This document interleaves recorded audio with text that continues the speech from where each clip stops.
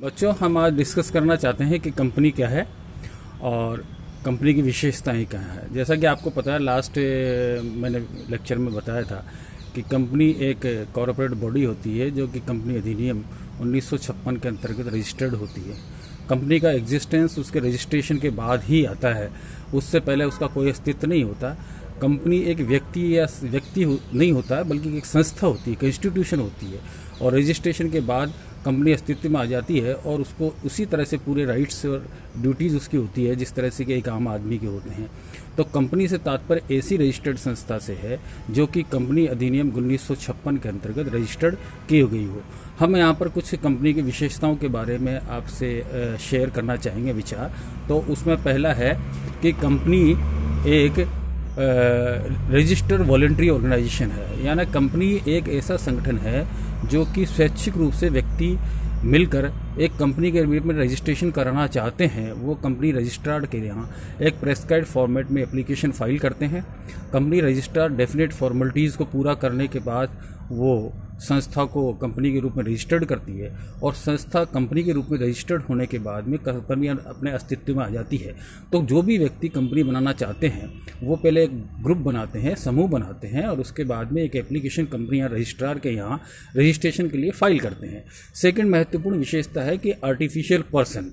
Company एक artificial person है, natural person नहीं है। जैसे जानते हो आप, नेचुरल पर्सन तो वो होता है जिसके हाथ पैर आंखें होती है, नेचुरल, और नेचुरली बॉर्न होता है, प्राकृतिक रूप से जन्म होता है। लेकिन कंपनी का जन्म प्राकृतिक रूप से नहीं होता है। कंपनी का जन्म कानून के प्रोविजंस की वजह से होता है, कंपनी लगा रजिस्ट्रेशन की वजह से होता है। इसलिए कंपनी एक आर्टिफिशियल पर्सन है, और आर्टिफिशियल पर्सन उस तरह से मरता नहीं है, पागल नहीं होता, दिवालिया नहीं होता जिस तरह की नेचुरल पर्सन होता है। इसलिए कंपनी का जो आर्टिफिशियल पर्सन के रूप में जो रजिस्ट्रेशन हो जाता है तो कंपनी अपने अस्तित्व में आ जाती है, उसको समापन नहीं किया जा सकता है। वो कंपनी उस तरह से समाप्त नहीं होती जिस तरह से नेचुरल पर्सन समाप्त होता है। इसलिए company is a artificial person registered under the law. Third है सेपरेट लीगल एंटिटी। हम जानते हैं कि कंपनी का अस्तित्व उसके अंशधारियों से डिफरेंट होता है। अंशधारी अलग होते हैं और कंपनी अलग होती है। अंशधारी केवल कंपनी को कैपिटल प्रोवाइड कराते हैं, कैपिटल फंड उपलब्ध कराते हैं। कैपिटल फंड उपलब्ध हो जाने के बाद कंपनी अपना काम चालू कर सकती है, अपना बिजनेस ऑपरेशंस चालू कर सकती है। कंपनी की एंटिटी उसके शेयर होल्डर से डिफरेंट होती है। शेयर होल्डर्स के मरने, जीने, दिवालिया होने, पागल होने या उनके साथ कुछ भी स्थिति में होने में कंपनी पर कोई फर्क नहीं पड़ता। कंपनी हमेशा जीवित रहती है, कंपनी के मेंबर्स का कंपनी से कोई उसका फर्क नहीं पड़ता है। नेक्स्ट है फोर्थ, स्थायी अस्तित्व, परपेचुअल सक्सेशन। कंपनी जैसे जानते हो कि आर्टिफिशियल पर्सन है, और आर्टिफिशियल पर्सन नेचुरल पर्सन की तरह मरता नहीं है, न वो पागल होता है न दिवालिया होता है, और उसका अस्तित्व जब तक बना रहता है जब तक कि आप उसका ऑफिशियली लिक्विडेशन नहीं करें। ऑफिशियली लिक्विडेशन का मतलब होता है कि कोर्ट के माध्यम से या डेफिनेट प्रोविजंस जो कंपनी लॉ के अंदर हैं उन प्रोविजंस के अनुसार ही कंपनी का समापन किया जा सकता है। कंपनी का समापन उस तरह से नहीं होता है जिस तरह से कि पार्टनरशिप फर्म या सोल ट्रेडर्स का होता है। सोल ट्रेडर्स तो अगर उसकी डेथ हो जाए तो वो फर्म खत्म हो जाती है, या पार्टनरशिप में पार्टनर्स की डेथ हो जाए तो पार्टनरशिप फर्म डिसोल्यूशन की ओर अग्रसर हो जाती है। लेकिन कंपनी के मेंबर्स अगर डेथ हो जाए, मेंबर पागल हो जाए, तो इस स्थिति में किसी भी स्थिति में कंपनी का समापन नहीं होता है। नेक्स्ट होता है कॉमन सील। कंपनी की एक कॉमन सील होता है जिसको हम एम्बलम कह सकते हैं। कंपनी जहां भी साइन करती है या कंपनी की ओर से कहीं भी कंसेंट की दी जाती है कॉन्ट्रैक्ट पे, एग्रीमेंट पे, तो ऐसी स्थिति में कॉमन सील लगाई जाती है। वो कॉमन सील एक यूनिक होती है जो कि कंपनी लॉ के अंतर्गत रजिस्टर्ड होती है। तो इसलिए कॉमन सील भी हर कंपनी की अलग अलग होती है। तो कॉमन सील एक महत्वपूर्ण डॉक्यूमेंट है। तीसरा है लिमिटेड लायबिलिटी। कंपनी की लायबिलिटी लिमिटेड होती है। लिमिटेड का मतलब सीमित दायित्व, यानी कंपनी अगर किसी भी स्थिति में दिवालिया हो जाए या उसकी लायबिलिटी ज़्यादा अराइज हो जाए तो आप मैक्सिमम शेयर होल्डर्स की अनपेड वैल्यू के बराबर का पैसा इकट्ठा करके उसका रियलाइजेशन करके आप पेमेंट कर सकते हैं, लायबिलिटी को मीट आउट कर सकते हैं। उससे ज़्यादा पैसा आप शेयर होल्डर से वसूल नहीं कर सकते। इसका मतलब कंपनी की जो लायबिलिटीज़ है जो लिमिटेड होती है, और शेयर होल्डर्स की जो लायबिलिटी है वो unpaid value of the shares तक लिमिटेड होती है, उससे ज़्यादा नहीं होती है। नेक्स्ट है share capital and share holder. जैसा कि आपको पता है कि कंपनी की पूंजी शेयर्स में बटी होती है। Share is a small fraction of the capital. छोटा छोटा टुकड़ा होता है उसको शेयर होल्डर्स खरीदते हैं और कैपिटल फंड का फॉर्मेशन करते हैं, और कैपिटल फंड से कंपनी अपनी प्लांट एंड मशीनरी फैक्ट्री बनाती है और आगे कार्य करती है, बिजनेस ऑपरेशंस करती हैं। तो शेयर कैपिटल कंपनी की होती है, और शेयर कैपिटल जो धारण करने वाले लोग हैं, जो होल्ड करने वाला लोग हैं, उनको हम शेयर होल्डर्स कहते हैं।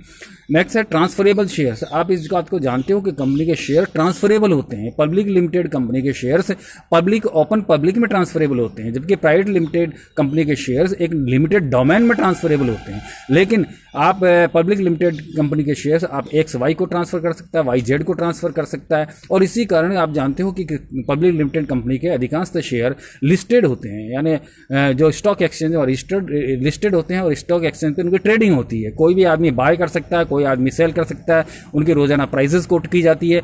तो कंपनी की जो शेयर होल्डर्स शेयर्स हैं वो ट्रांसफरेबल होती हैं। फिर है सेपरेट प्रॉपर्टी। कंपनी अपने नाम से सेपरेट प्रॉपर्टी खरीद सकती है, बेच सकती है, यूज में ले सकती है। उसका कारण है कंपनी एक कॉर्पोरेट बॉडी है और आर्टिफिशियल बॉडी है, उसका अपना अलग से अस्तित्व होता है। फिर नेक्स्ट है कि ability to sue and to be sued, यानी कंपनी पर दावा किया जा सकता है और कंपनी किसी पर दावा कर सकती है। यानी कंपनी का कहीं अधिकार राइट से हर्ट होता है या कोई प्रोविजंस में कंपनी ये चाहती है कि थर्ड पार्टी के ऊपर कोई दावा क्लेम फाइल किया जाए, तो कंपनी फाइल कर सकती है अपनी हक के लिए, और इसी तरह थर्ड पार्टी कंपनी पर अपना क्लेम फाइल कर सकता है। तो इस तरह से कंपनी पर एक आर्टिफिशियल व्यक्ति की तरह लिटिगेशन किया जा सकता है। फिर एक कंपनी का प्रबंध उसके रिप्रेजेंटेटिव्स के द्वारा किया जाता है, उसके प्रतिनिधि को द्वारा किया जाता है। कंपनी के प्रतिनिधियों में कंपनी के मैनेजमेंट, कंपनी के डायरेक्टर्स होते हैं, और डायरेक्टर्स और मैनेजमेंट की ड्यूटी है कि वो कंपनी लॉ के प्रोविजंस के अनुसार कंपनी का संचालन करे। अगर उसके बियॉन्ड काम करते हैं तो उनकी पर्सनल लायबिलिटी होती है, कंपनी की लायबिलिटी नहीं होती है। उसी तरह कंपनी चूंकि इंडिविजुअल पर्सन है, इसलिए उसको बोरोइंग पावर्स होती है। वो कंपनी किसी भी संस्था से, बैंक से, फाइनेंशियल इंस्टीट्यूशन से लोन ले सकती है, लोन लेके और अपना बिजनेस ऑपरेशंस को अंडरटेक कर सकती है, इसलिए कंपनी को बोरोइंग पावर्स भी होती है। नेक्स्ट है स्टैट्यूटरी ऑब्लिगेशन या वैधानिक उत्तरदायित्व। एक कंपनी के उसी तरह से वैधानिक उत्तरदायित्व होते हैं जिस तरह से कि एक व्यक्ति के होते हैं। एक कंपनी जब अपने बिजनेस ऑपरेशंस करती है तो पॉल्यूशन कंट्रोल एक्ट के अंतर्गत, इंडस्ट्रियल डिस्प्यूट एक्ट के अंतर्गत, कंपनी लॉ के अंतर्गत, इनकम टैक्स एक्ट में, GST एक्ट में कई तरह के प्रोविजंस होते हैं जो कंपनी पर लागू होते हैं। कंपनी को एक इंडिविजुअल की तरह उनका कंप्लायंस करना पड़ता है। अगर कंपनी उसका कंप्लायंस नहीं करती है तो इसी स्थिति में उस पर पेनल्टीज इंपोज की जाती है।